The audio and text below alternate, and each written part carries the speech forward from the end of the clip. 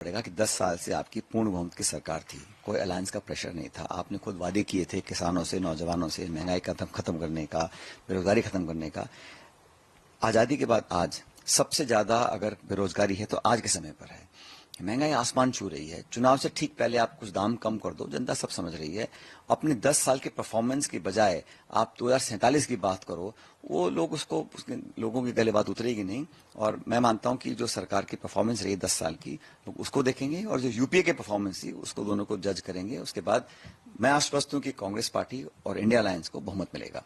Sir, सर्वे जिस तरीके से इस बार भी आ रहे हैं, क्या आप लगता है कि वो मुद्दे जो आप लोग उठा रहे थे वो जनता तक पहुंच नहीं पा रहे हैं? देखिए, कोई सर्वे में कोई बहुत दम नहीं है। मुझे लगता है कि लोग कई बार मन की बात बताते भी नहीं है, लेकिन जो मुझे फीडबैक मिला है, मैं देश भर में घूमा हूं, राज्य में घूमा हूं, लोग बदलाव चाहते हैं। और एक ये इलेक्शन बदलाव का इलेक्शन रहेगा।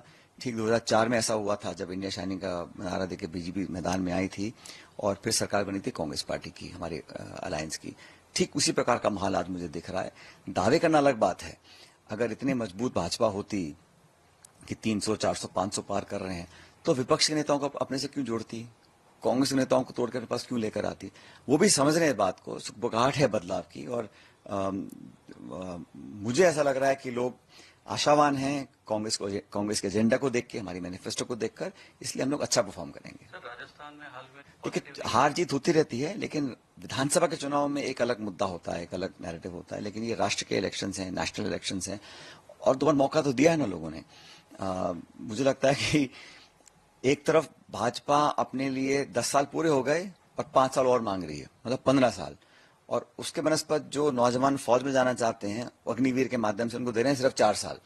तो ये सारी जो स्कीम्स लगाए हैं, जो एमएसपी पे कानून बनाने का वादा किया, वो पूरा नहीं किया, महंगाई कम नहीं कर पाए आप, और जो खाई बढ़ गई अमीर गरीब की, वो बहुत चिंताजनक विषय है। जो आर्थिक पॉलिसीज बनी हैं, वो वेल्थ क्रिएट हुआ है, लेकिन चंद लोगों के लिए हुआ है।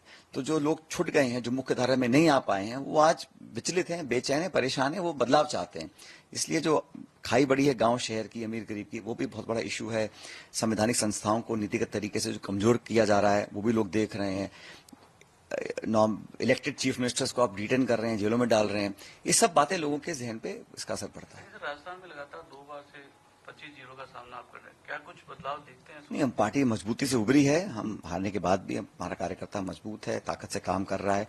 हमारे कैंडिडेट्स, हमारा प्रचार, हमारी स्ट्रैटेजी, हमारी मैनिफेस्टो वाली गारंटीज, उसको लोग पसंद कर रहे हैं। इसलिए हम आश्वस्त हूं कि राजस्थान में भी हम भाजपा से ज्यादा सीटें जीतेंगे। पहले चरण में जो सीटें हैं सर, उसमें कहा जाता है सचिन पायलट का प्रभाव है, और जो ईआरसीपी की बात जिस तरीके से, बात व्यक्ति की है ही नहीं। इंसान, एक व्यक्ति कुछ नहीं है, पार्टी को लोग वोट डालते हैं। और कांग्रेस पार्टी का प्रचार हम सब नेताओं ने मिलकर किया है। किसी एक या दो की बात नहीं, पूरी पार्टी एकजुट है, और इसका लाभ हम लोगों को इलेक्शन में मिलेगा। जालोर कब जा रहे हैं? मैं जहां मुझे जिस कैंडिडेट ने बुलाया है, मैं उसके लिए कैंपेन करने गया हूं। ये चुनाव 2 चरणों में है। जहां जहां मुझे पार्टी आदेश कर रही है, उन तमाम कैंडिडेट्स के लिए प्रचार मैं कर रहा हूं। अगर आप ये वीडियो YouTube पर देख रहे हैं तो हमारे चैनल को सब्सक्राइब करें और बेल आइकन को दबाना ना भूलें। अगर आप Facebook पर ये वीडियो देख रहे हैं तो हमारे पेज को लाइक करें।